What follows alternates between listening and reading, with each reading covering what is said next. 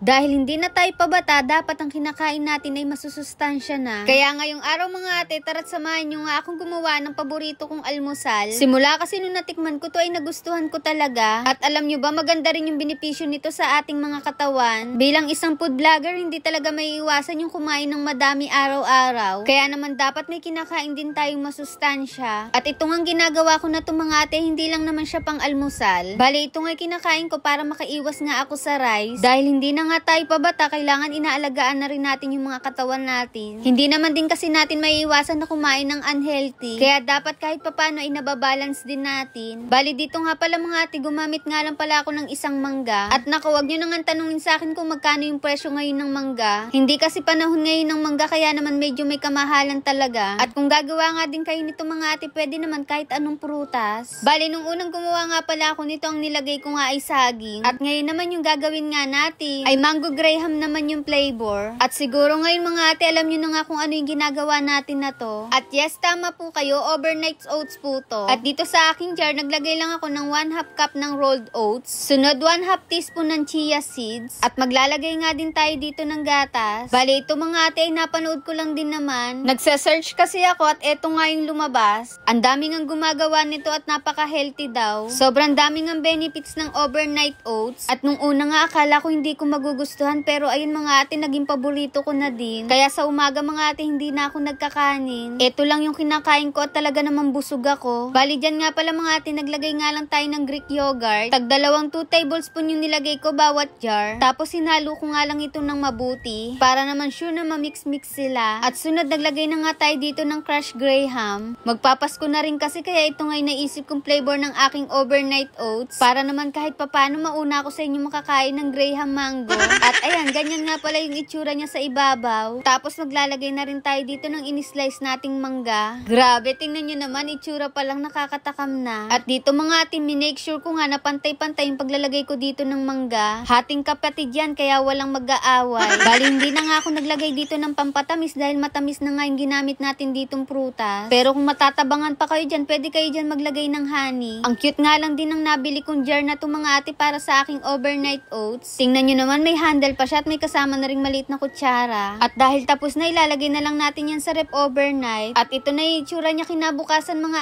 ate. At tara't samahan nyo na nga akong mag-almusal. Amoy na amoy nga na mango graham to. Pero eto yata yung healthy na mango graham. Grabe, tingnan nyo naman yung itsura mga ate. O paano, tara kain na tayo. Ay teka, haluin ko lang pala muna to para mag-mix-mix sila. Inamoy ko pa nga ulit at ang bango talaga. At napasabi na lang ako dito na unang kagat first bite. Ang sarap. At kung ayaw nyo nga maniwalang masarap po, ayan, susubuan ko na kayo. O diba masarap? At syempre higit sa lahat ay healthy pa. At kahit papano makakaiwas na nga ako nito sa kanin.